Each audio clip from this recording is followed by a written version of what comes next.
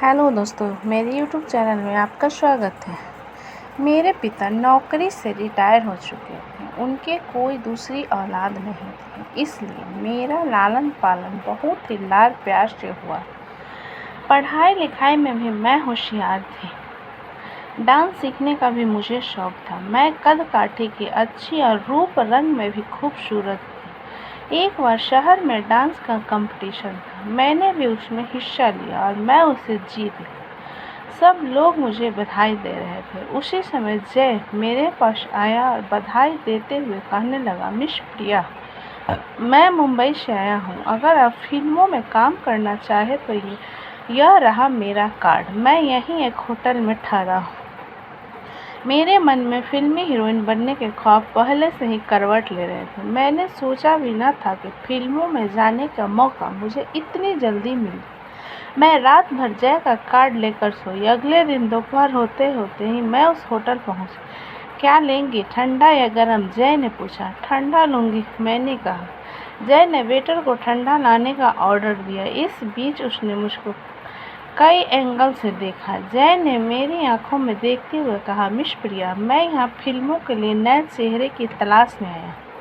मुश्किल यह है कि मैं जहाँ भी जाता हूँ वहाँ नए चेहरे की भीड़ लग जाती। मैं हर किसी को तो हीरोइन नहीं बना सकता। जिसमें टैलेंट होगा वही तो फिल्मों में आ सके। मेरे बारे में आपकी क्या राय है? मैंने शर्माते हुए जय से पूछा। जय ने कहा, तुम्हारा गोरा भूरा भड़ा बदन है, फिगर अच्छा है। तुम्हारे मुस्कुराने पर गालों में जो ये गड्ढे बनते हैं वो भी लाजवाब है। डांस में तो तुम होशियार हो ही। रही एक्टिंग के बाद तो एक्टिंग ट्रेनिंग ज्वाइन करवा दूंगा। जय को लगा कि चिड़िया फंस रही है। उसने मेरी ओर देखते हुए फिर कहा, मिस प्रिया, मुझ पर भरोसा रखो। मैं आज रात को मुंबई जा रहा हूँ। 2 दिन बाद मेरे इस पते पर आ जा। साथ में कोई ज़्यादा सामान लाने की ज़रूरत नहीं। वहाँ मैं सारा इंतजाम कर दूँगा। अभी अपने घर परिवार या फिर यार दोस्तों को भी मत बता। मेरे ऊपर जय की बातों का जादू की तरह असर हुआ।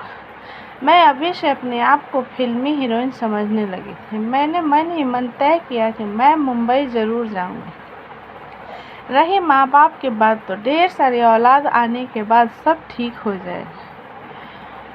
ढेर सारी दौलत आने के बाद सब ठीक हो जाएंगे। आज जय को गए तीसरा दिन था। मैंने चुपचाप मुंबई जाने की तैयारी कर ली। स्टेशन पर पहुंचते ही मैंने जय को फ़ोन कर दिया कि मैं सुबह की गाड़ी से मुंबई आ रही हूं। जय ने मुझे स्टेशन पर मिलने के लिए कहा। मैं पहली बार मुंबई आई थी। स्टेशन पर उतरते ही मुझे जय मिली। स्टेशन के बाहर निकलते ही जय ने मुझको कार में बैठाया और कार तेजी से चल दी। जय मुझको एक आलीशान बंगले में ले गई। मेरी आंखें भी उस बंगले को देखकर चौंक गईं। जय ने कहा, मिस प्रिया, आप थकी हुई हैं, नहा धोकर आराम कर लीजिए। मैं शाम को आऊँगा। शाम को 8 बजे से पहले ही जय आ गया। उसने मुझको बड़े ध्यान से देखा और बोला, मिस प्रिया, वैसे तो सब ठीक है, पर तुम्हें यहाँ कुछ खास लोगों से मिलना हो। पहनने को कुछ बढ़िया कपड़े भी चाहिए। वैसे मैं खरीदारी करवा दूँ। आज एक खास आदमी से तुम्हारी मुलाकात करानी है, mister Rajiv Agarwal. Film industry की जानी मानी हस्तियों में से एक है। वे दर्जनों फिल्में बना चुके, बहुत ही कामयाब फिल्मकार हैं। जय ने प्रिया को गाड़ी में बैठाया और थोड़ी ही देर में हम समुद्र किनारे बने होटल में जा पहुंचे। राजीव अग्रवाल वहां पहले से मौजूद था। जय ने मेरा परिचय कराया। राजीव मुझको देखकर बहुत खुश हुआ। एक अनछुई कली उसे मिलने वाली थी। राजीव ने जय से कहा, क्या लेंगे, ठंडा या गरम? जय ने कहा, कल की होने वाली हीरोइन हमारे सामने है। आज तो कुछ यादगार पार्टी हो जाए। आज का मेनू मिस प्रिया के पसंद का होगा। मैंने केवल ठंडा पीने की हामी भरी। ठीक है, आज हम भी मिस प्रिया की पसंद का ही ड्रिंक लेंगे। राजीव ने वेटर को ठंडा सॉफ्ट ड्रिंक लाने का ऑर्डर दिया। थोड़ी ही देर में वेटर ने टेबल पर ड्रिंक सजा दी। जय ने गिलास में ड्रिंक डालते हुए कहा, मिस प्रिया, यह फिल्मी दुनिया है, यहाँ कुछ दिखावा करना पड़ा। सामने देखो, फिल्मी हस्तियाँ बैठी हुई है, अपना मनोरंजन तो कर रही है, साथ ही अपने हाव भाव से दूसरे को भी लुभा रही है। मैंने एक बार फिर होटल में उड़ते हुए मादक माहौल को देखा। वहाँ की बातचीत और हवा में एक अजीब सी गंध तैर रही। हम तीनों लोग ठंडा पीने लगे। इसी बीच जय ने मेरे गिलास में एक पुड़िया घोल दी जिसे मैं नहीं देख सकी। राजीव ने मुझको तिरछी नज़रों से देखा और कहा, मिस प्रिया, हम लोग फिल्मों में करोड़ों रुपए लगाते हैं, किसी नए कलाकार के लेने में रिस्क होता है, बेडरूम सीन भी लेने पड़ते हैं। अगर नया हीरो सीन को करने में शर्मा गया तो अपना बेड़ा गर्क समझो। इसलिए हम बहुत सोच समझ कर किसी नए हीरो को लेते हैं। मैंने सोचा, मुश्किल से मुझे यह मौका मिला है, अगर अपने भरोसे इन्हें नहीं जीता तो काम नहीं बने। अचानक मुझको अपना सिर भारी सा लगा, जगमगाती रोशनी नाचती सी दिखी। मैंने जैसे कहा, मेरा सिर चकरा रहा है, मुझे नींद सी आ रही है, अब बैठी नहीं रह सकूंगी। जय ने राजीव की ओर देखा और कहा, चलो हम लोग चलते हैं, कल स्क्रिप्ट पर चर्चा करेंगे। जय ने मुझको सहारा दिया और होटल के बाहर खड़ी कार तक लाया। मुझ पर पुड़िया का पूरा असर हो गया था। मुझको साथ लेकर जय राजीव के साथ बैठ गया। वह गाड़ी को सीधे एक कोठी पर ले। मैं पूरी तरह बेसुध थी। सुबह जब मेरी नींद खुली तो मेरा बदन दर्द के मारे फटा जा रहा। मैं समझ गई कि मेरे साथ धोखा हुआ। अब पछतावे के सिवा मैं कर भी कह सकती थी। घर तो वापस जाने से रही। मैं तकिए में मुंह छिपा कर रोती रही। शाम होते ही मिस्टर राजीव दोबारा कमरे में आया। हेलो मिस प्रिया, कैसी हो? तुम्हारे लिए जल्द ही एक फिल्म शुरू कर रहा हूँ। फिल्म के फाइनेंसर अनमोल भाई आए थे। सभी बातें हो गई। चलो तुम्हें कुछ खरीदारी करवा दो। हमारी नई हीरोइन जल्द ही बुलंदियों को छूने वाली। मैं बेमन से उठी। मुझे फिल्म में हीरोइन बनने का सपना बार बार खींच रहा। मैंने जय के बारे में पूछा था। राजीव ने कहा वो फिल्म की लोकेशन देखने बाहर गया है।